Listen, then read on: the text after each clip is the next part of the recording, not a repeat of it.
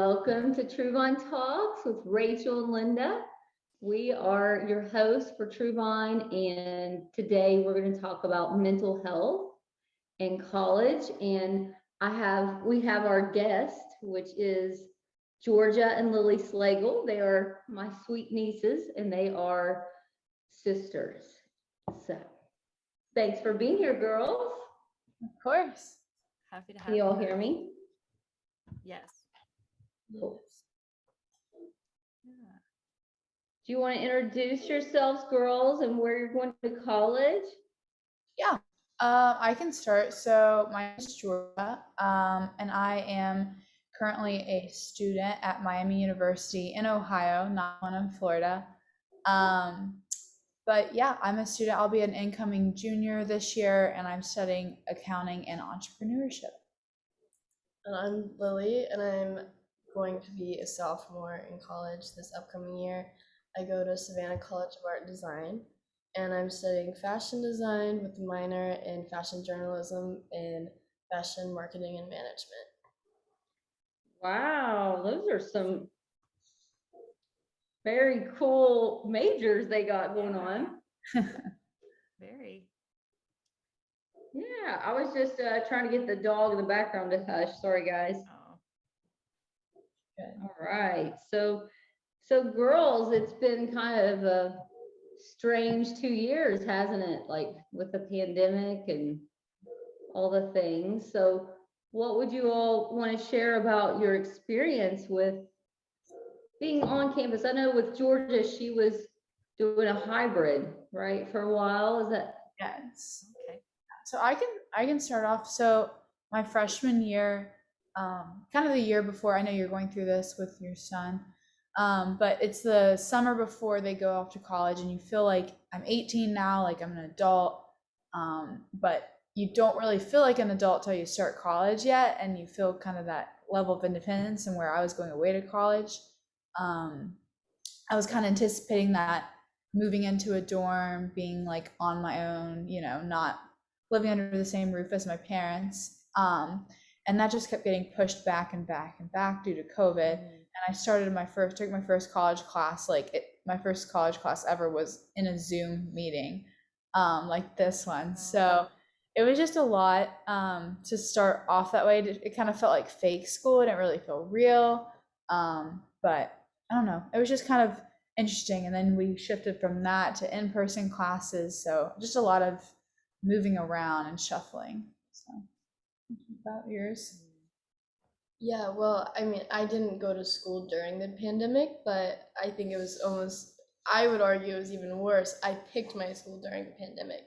So I never got to go on any in-person tours, except for the school I actually ended up going to because um, I had just gone to a camp there, like my freshman year of high school. So it was like I had gone on tours there before, but that was the only school I visited. I didn't get the experience of really going to go and visit all the schools you got into. It was just kind of the virtual tours and all of that. So it was tough. Yeah, that is tough. Not knowing really like where you're going. Yeah. Yeah. So I'm wondering, is it okay if I go like a little off of the Please do, question Miss list? Rachel. Okay, I don't want to like put anyone on the spot, but I'm curious. Like, so what was it like for you when you finally got to your college that you chose and you weren't super familiar with the area? Were there a lot of surprises for you? I think it was just like a lot of like trial and error. I think like, oh, like that was not a good street to go down. I should not do that again. And um, just like obviously as a girl, taking a lot of protection and stuff like that, and making good friends and going in groups and stuff. So yeah, So trial and error. yeah, trial and Figuring it error out. for sure. Yeah. Yeah, the buses, we have like a whole bus system at SCAD, because our campus is not walkable. It's spread out like all over Savannah. And so it's was like so horrible trying to figure out this app that sometimes would freeze up, and trying to figure out how to get on the red bus and then to the yellow bus and then switching over. Wow. It was like, it was insane, but it was all a good learning experience for me. And you're on this time crunch. You don't want to like be late for class, right? And you're like, Yeah. come on, I have work. I'm sure. Yeah. Yeah. Yeah. Wow. Yeah, so what type of fears did you girls experience, if you feel comfortable sharing on the podcast, about leaving home and going off to college and meeting new people? And were there any fears before going on campus? For me, I think I saw what my brother, I'm in the middle, our older brother went to Vanderbilt and loved it. I mean, he went during not a pandemic, but he loved it and he made like great friends. And I saw how close he was with his friends. And I just really, really wanted that so badly. So I think just the fear of like not having that, or like, something that I wanted so badly not getting. So just the fear of like making friends that I was going to really form a deep connection with. And it worked out. I ended up making great friends, even when during a time when it was harder to make friends because of, the restrictions and everything. But that was definitely a big fear of mine. I was just missing, or being worried that I wouldn't have the experience that I'd always dreamed of. So. Yeah. I think for me, like my biggest fear was being so far from home. I'm like maybe 11 hours, 10 hours on a good day from home, like a 10-hour drive. And the thought, sometimes you feel like when you're closer to your family, you're more in control. But when you're so far away from them, sometimes it feels like you don't have any control. So if that makes sense, just feeling slightly not in control of my life and being really far away, and just just if anything happened, like I was out on my own and had to take care of myself. So that was really scary. Also, like the thought of not fitting in, not making friends was really scary for me as well. That's so vulnerable. I imagine most young people, when they're going to live on campus, do have that fear that they're not going to have connections. Is that what you mean, Lily? Yeah. Just making more deeper connections and finding like my people. We have to find our tribe wherever we are. So that helps our feeling of belonging, which is an unmet need for humans. Yeah. And we just heard that from both of you, really, like this expectation that you're going to go to college and you're going to make these really awesome, meaningful, lifelong friendships. And like, that sets the bar pretty high. Like, what if I don't meet that? What if I don't meet my tribe? What if I'm alone? That's scary. Yeah. Yeah. From an attachment perspective, and Miss Rachel, please always chime in if you have a better question, because you have great questions. Thanks. So girls, what was it like? Because you all have strong bonds to your parents and your brother. I know your brother was already off to school doing his thing, but what was that like? Excuse me. What was that like for you guys to leave your attachment figures from home, and your sister, each other, your mom or dad? What was that like for you two? I think I'm pretty, yeah, you're right. I'm pretty like attached to my parents and I love my parents. And seeing like them cry when they left me, like that was hard. To like see them upset to leave me. I don't, I think like my roommate and I like both didn't tell each other, like we ended up being really good friends, but we both like cried a lot like the week up. We were happy to be there, but we cried and then we didn't tell each other.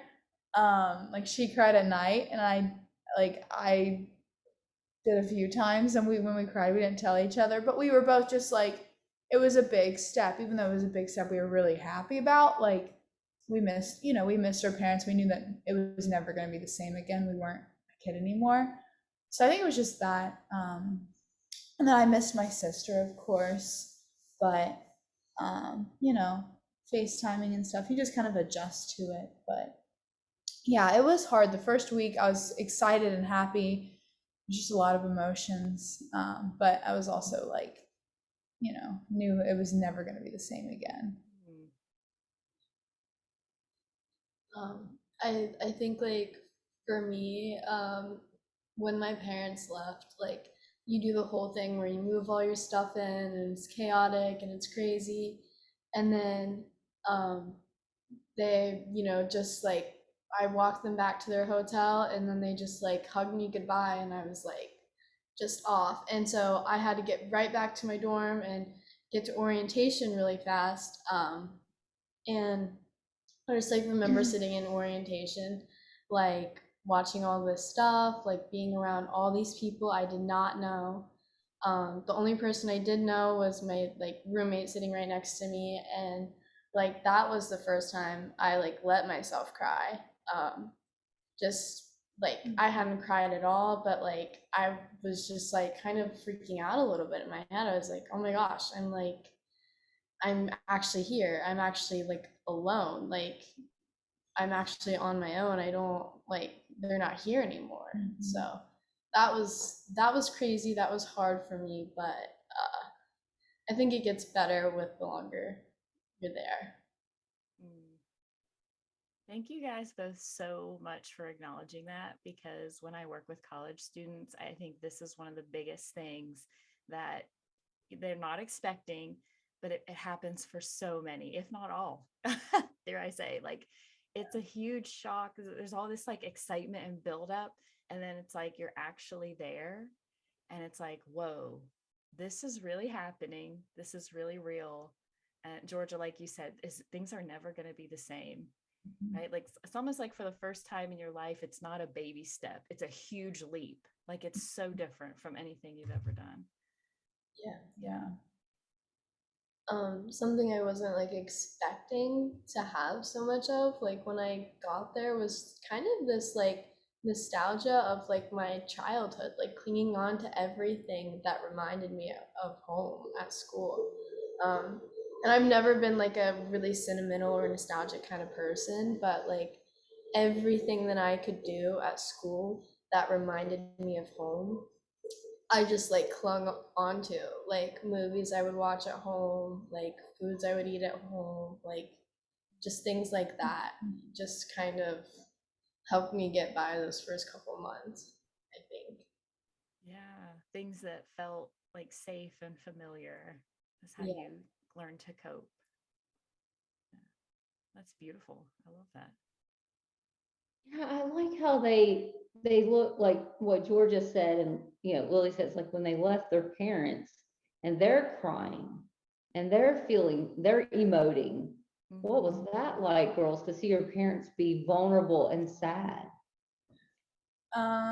Well, my dad does not cry a lot, but when he does, it's like, it's just like a lot. But I mean, anytime one of my parents cries, it just makes me cry. So yeah, I was just like, because I knew it was a lot for them, it was a big step. I mean, you might have a different kind of thing because you were the last one to leave, so they were becoming empty nesters with you. But for me, they had already gone through it 3 years prior with my brother, but they were still a little upset.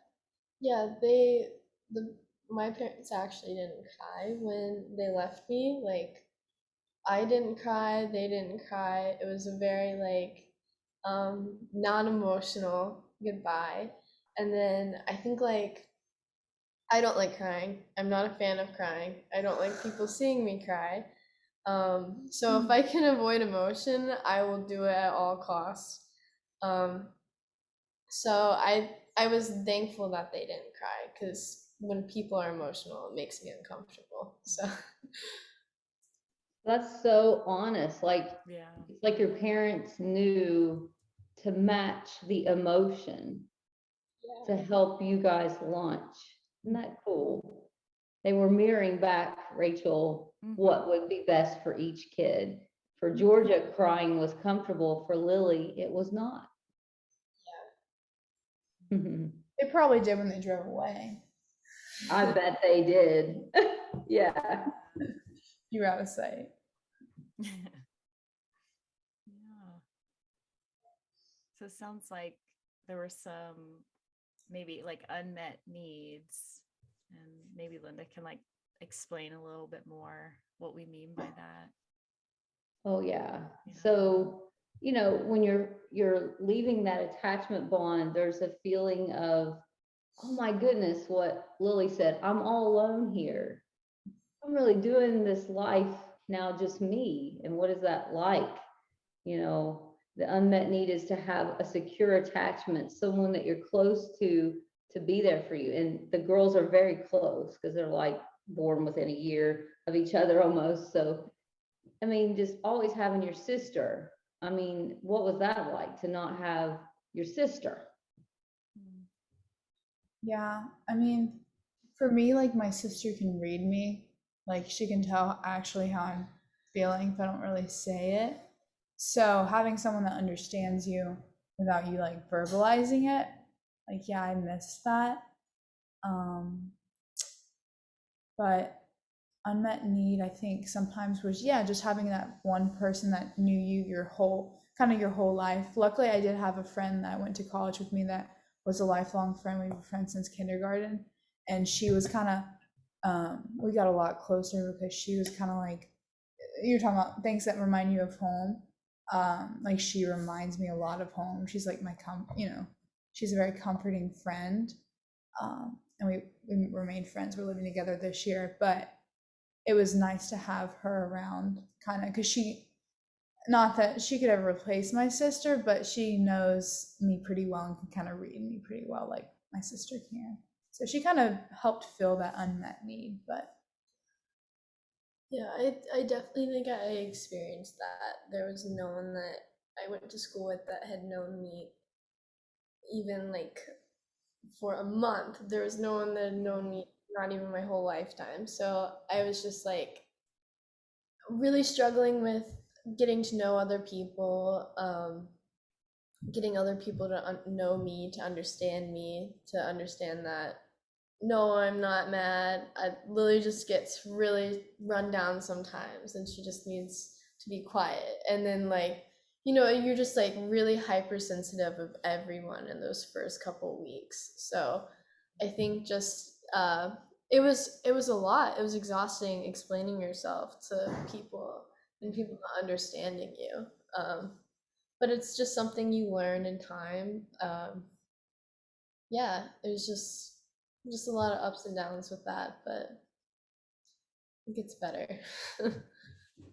Yeah, you're so brave and courageous to have went that far away, Lily, from home, and to have to try to create a bond elsewhere without having a lifelong friend there. And what a blessing that Georgia did have a friend there. So it took a lot of bravery and courage, Lily. Yes, it did. Yeah. I'm looking at Rachel. She's looking at me. So we're gonna. Yeah, no, we're fine. We're doing the things. I want to ask, like, so one thing that comes up a lot is external pressure. I know, like, when you're in college, you're getting questions from everyone. What are you going to do when you graduate? What's your major? Oh, what are you going to do with that? Like, so what kind of like external pressure do you feel like you got in college versus when you were in high school? Like, how did that change for you all? that's a good question. Okay. That changed. I can go first, or you already have something, you can go first. So for me, the like biggest hurdle to get over was when you get to school, people want to know who you are. Who is Lily Slagle? Who is Georgia Slagle? They want to know, and if you don't have an answer, then it's really difficult. Like, and I think it's for me like not everyone knows who they are like going into school. Like Yeah. it's just, and I think a lot of people find out who they are in college. So I think that was just really difficult for me, having all the answers, knowing like I don't know what I feel about that. Like I'm so up and down, and that was just really difficult for me. Yeah. For me, we went to a really small high school in a small, southern town. So, well, I guess more southern, not really southern, but southern feel. So I think the external pressure I felt in high school was we came from a big sports school, was like to play sports and, be a big, like, all about your high school and cheering on the football team. And I don't know. I think that's the external pressure I felt to play a sport, and I was not athletic. I became a yoga instructor my senior year That's instead awesome. of playing sports. Yeah. So I didn't really like let the external pressure bother me, but I think I had to get over that. But that was what I felt in high school. And then in college, I think I'd rather feel this external pressure. I'm in like the farmer school of business, and there's all this pressure centered around you have to have an internship like every summer, and you have to have exceptional grades because it's a business school, and the people outside the business school say like, oh, the business school's easy, like you should have exceptional grades. But I'm an accounting major, and I don't really think it's simple. So but there's all that pressure around it, and it did push me to like, you know, um, be ambitious and go after things. And I already have an internship for next summer with a company that I really want to, learn more about and maybe work for at post grad. But and that external pressure was healthy, I think. But to a certain extent, I had to kind of ignore that you had to have an internship every summer because most people don't, or that you had to have, a 4.0 to do this and that, A, B, and C, and you don't. So I think the external pressure I like better in college because it's more like pushing me academically, which is what I like. But in high school, it was more, I guess, more social and cultural, I guess. But Yeah. Wow, that's a lot of pressure to have an internship or, an externship every summer. And then what Lily said is, who are you? Yeah. Yeah. That's the biggest question in life. That's a loaded question. Yeah. Yeah. Wow. Rachel, did you know who you were in college? No, no. I think I'm relating to Lily a lot as she speaks. Like I went somewhere where I didn't have any friends. I was really far from home, and my first year, and I hated it. And I ended up transferring closer to home. So really proud of you, Lily. Like, that was only 5 hours, and you're like, I'm 10 or 11. I'm like, could not have done. Yeah, and also did not know who I was, and yeah, struggled to figure that out. So yeah. Yeah, I mean, you're like 18 and 19. You you have been on Earth 18 years. Who are you? What do you believe? What are you gonna do? Yeah. What's your Oh, stance on this or that? Yeah. you don't know. And Yeah. then there's also like a lot of pressure on the answer being wrong, like Mm. wrong about who you are, or people not liking who you actually are. Yeah. Yeah. Yeah. Almost like when they're asking, it kind of feels like they're sizing you up or like judging, right? Like, yeah. I know because So much everybody pressure. uses social media platforms now to, and I know it's a great tool. We love it. And I just don't think that you can know for sure about anything. I think life's very gray. Mm. And, you know, who knows? Who knows? you know, are you gonna, well, I'm gonna take a stance on A, B, C, D, E, F, G. Okay. Maybe in a year you'll have an experience and your viewpoint will change. So Yeah. that's too black and white. I feel Lily. I'm like, that's too black and white to know yourself.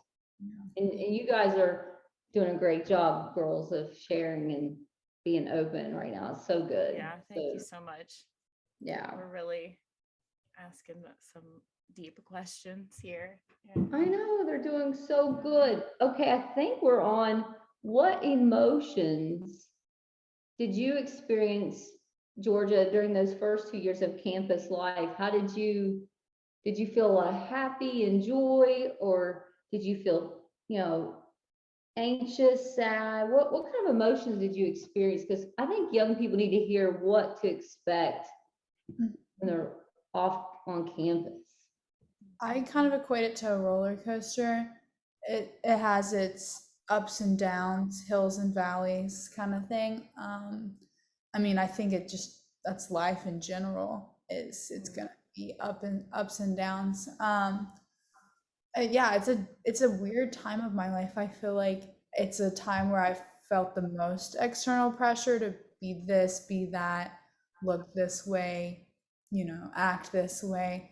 But then it's also a time where I've really grown more into myself and my like personal faith.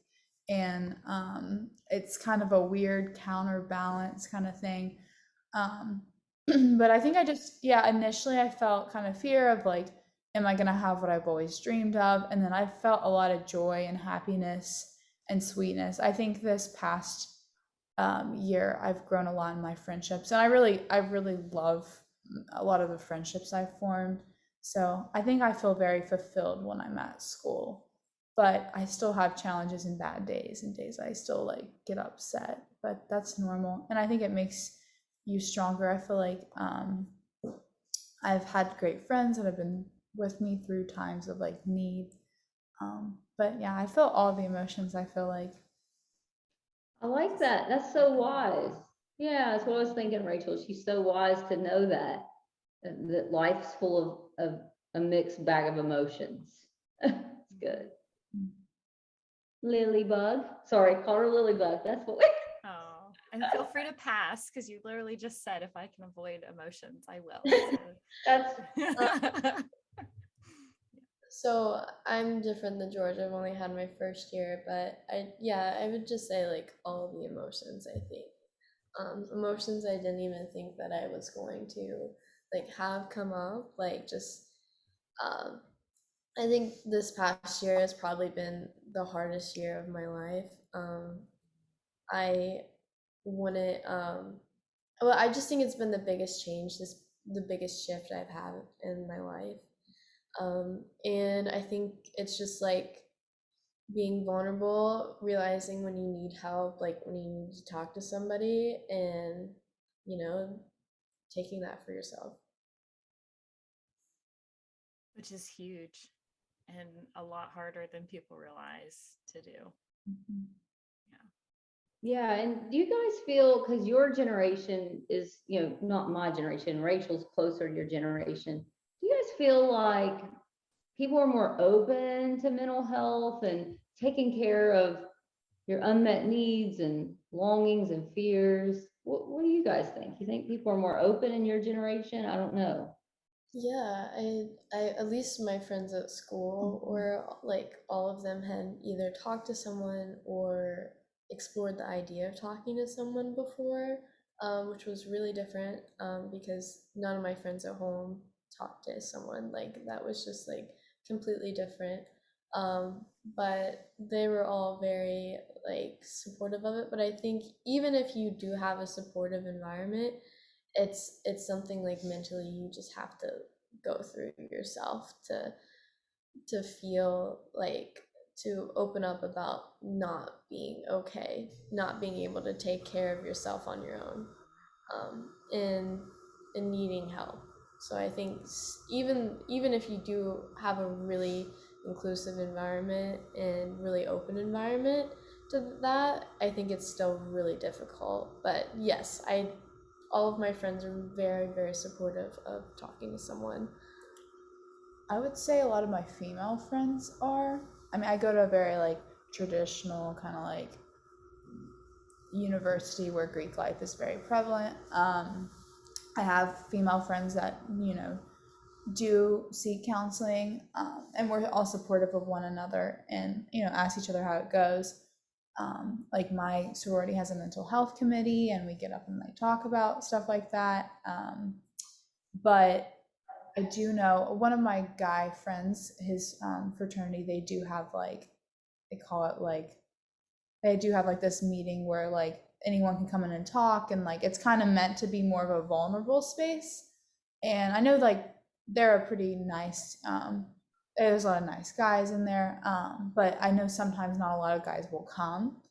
And they're all going through stuff, like they're in college, but some of them will open up. But I've heard like my friends say, you know, I think more people like would come or should come. But I think for guys, they don't feel like they can be as vulnerable. That's just been my experience. Like they have to be like the tough guy and like not have, you know, talk about things. But that's just been my experience. More girls are, I feel like, are that I've been encountered with, and the males that I've interacted with at school. Awesome.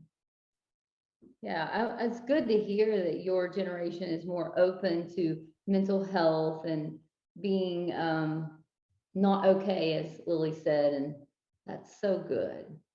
That's so good. And guys need to have that access, Georgia. Thanks for sharing that. That's so good to hear that they have a place, a safe place to go and share their fears, because guys have fears too. They just don't talk about them. No, I mean, some guys will. Yeah. Yeah. Yeah. I know you can each only kind of speak on your specific campuses, but do you feel like there's resources for folks that need them for mental health? Is it like well advertised? Yeah, I know at my school we have like, I think you can go and get counseling, like first 3 or 5 sessions are free. And then they have like this where you can go through your insurance, but your parents won't know about it kind of thing. Because some people don't want their parents to know, which I think makes people feel safe. But I've also heard people say the counselors at my school, they don't think are like the best. And I know people that like will drive 30 minutes around us or do telehealth as well. But I do think there are resources. I think it could be like marketed better within like all the sororities on campus. Pretty sure we all have mental health committees, and like those resources are made known to us.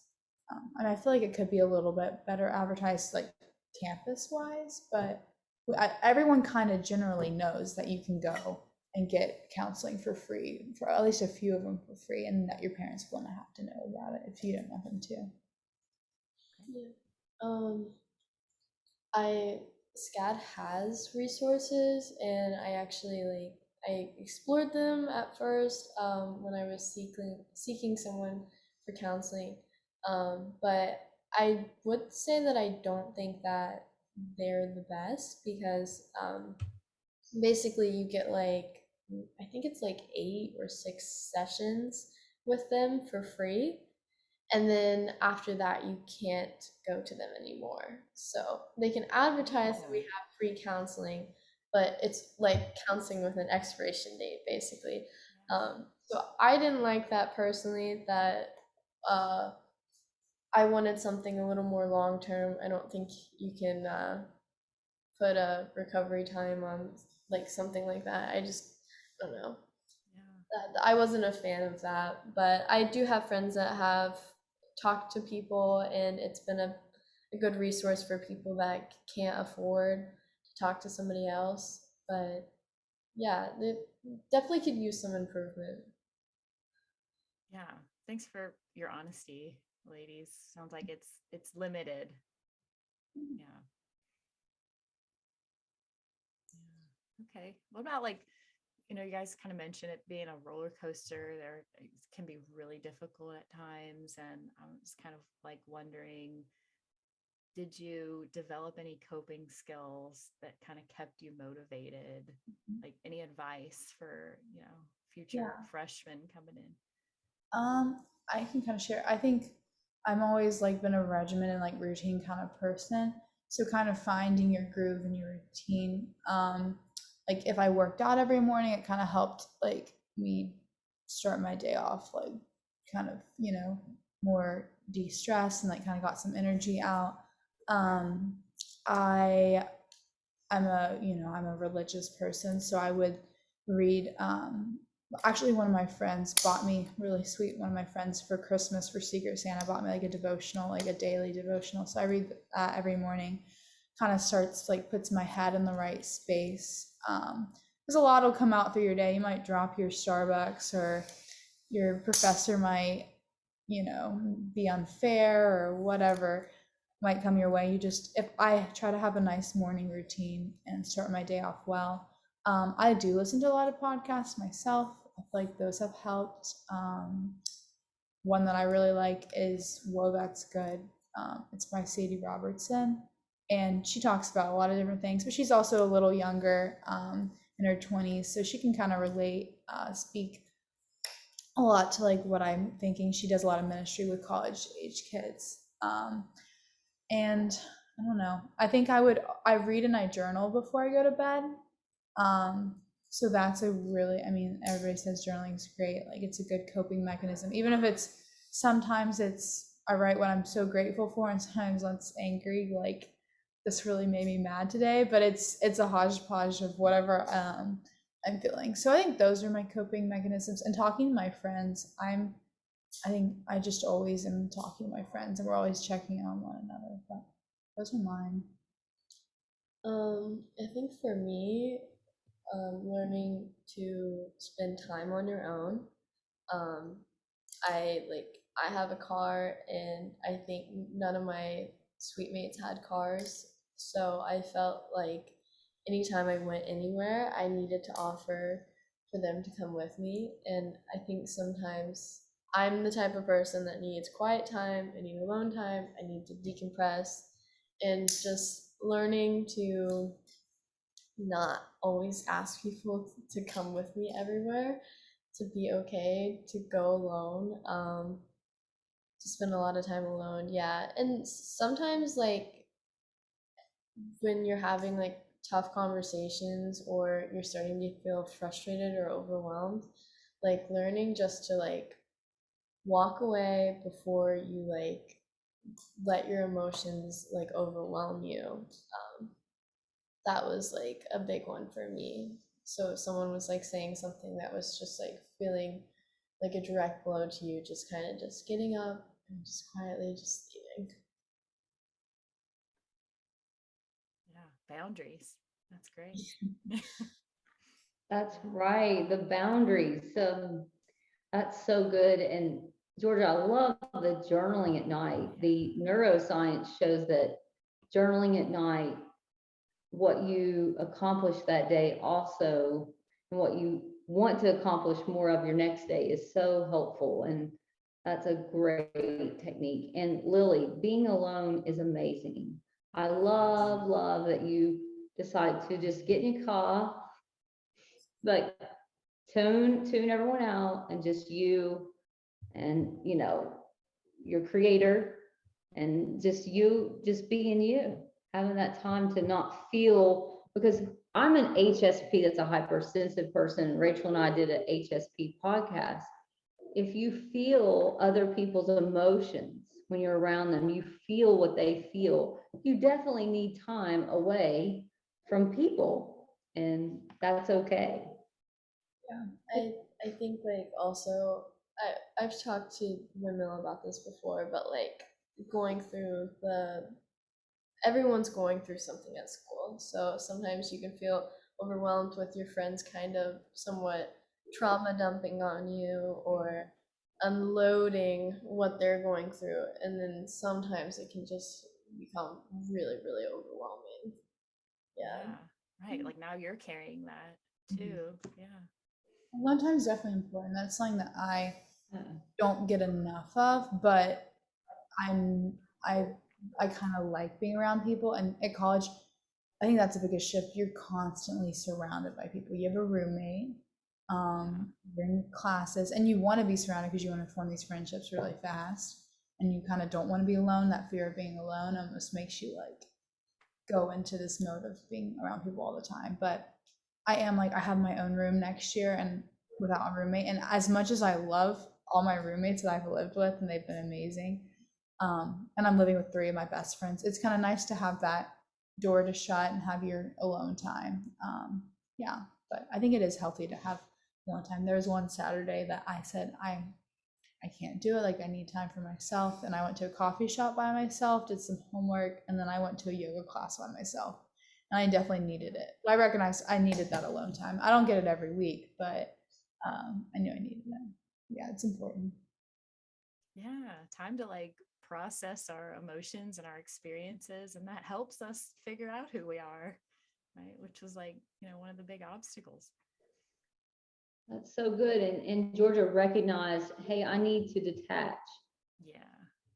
That was good awareness on her part, and just knowing when you need to be alone and when you need people. And it sounds like Lily is more of an introvert. I don't know that. And Georgia's more of an extrovert. It's funny. I'm like, I would say like 20% of the time I'm like a full on extrovert, and then like I just need that other like 80% to just be like really, really introverted.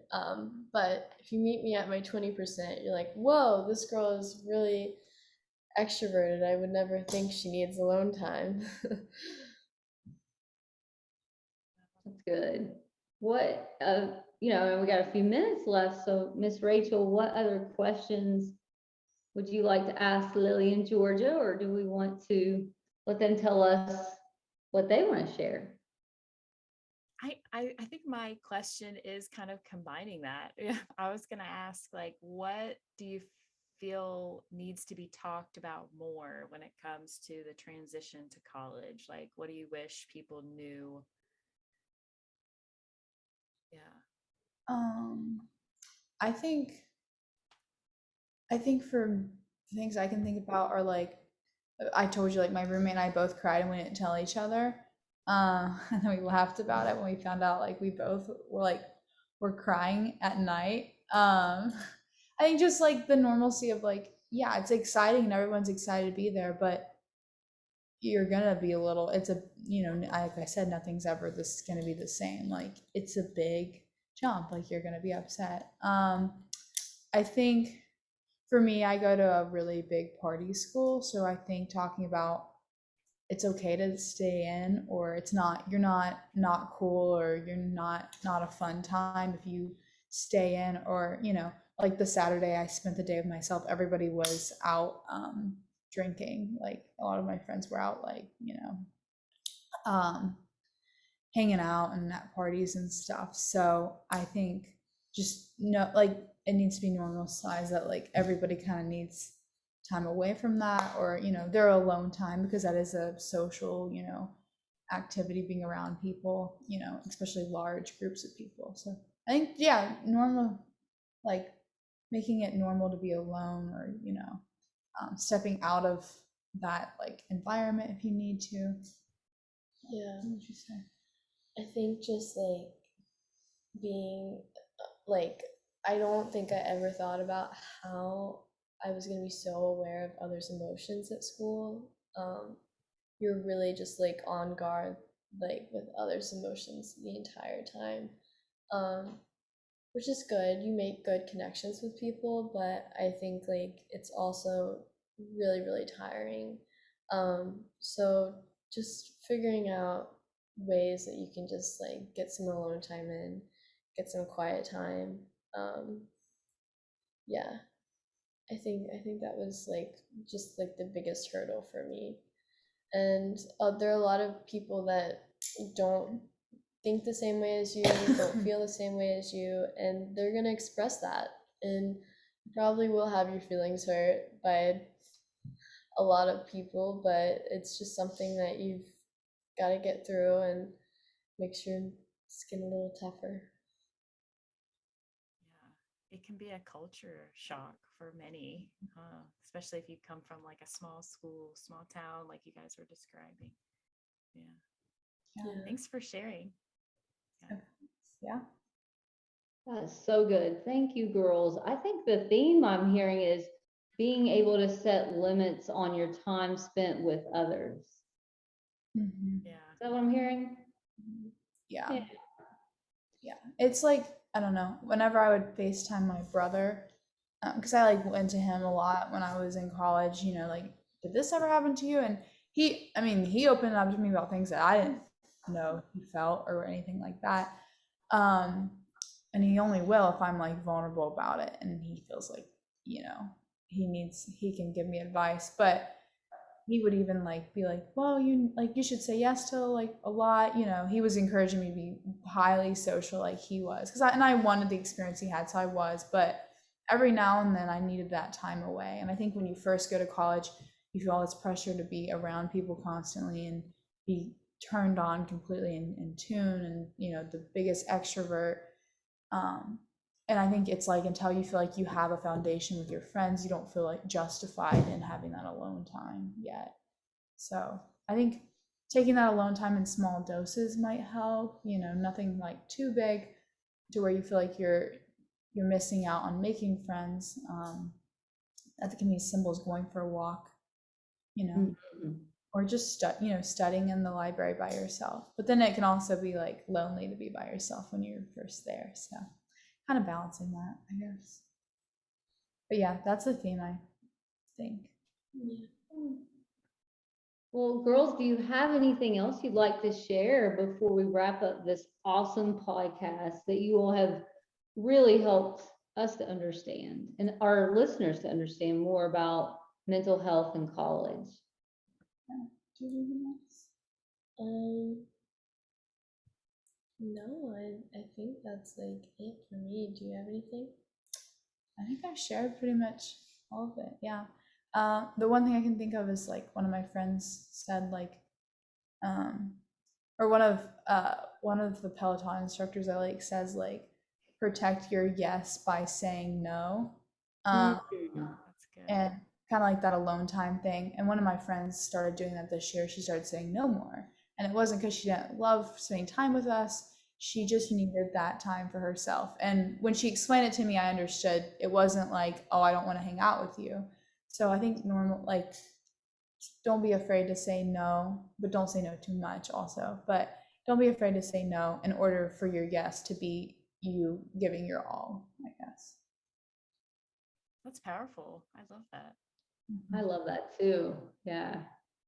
Well, girls, thank you so much for taking a Saturday morning with Rachel and I to do this awesome podcast. We appreciate you both being on here today. Of course, thank you for having us. I've enjoyed talking to y'all both. Yeah. Nice. All right. Till next time.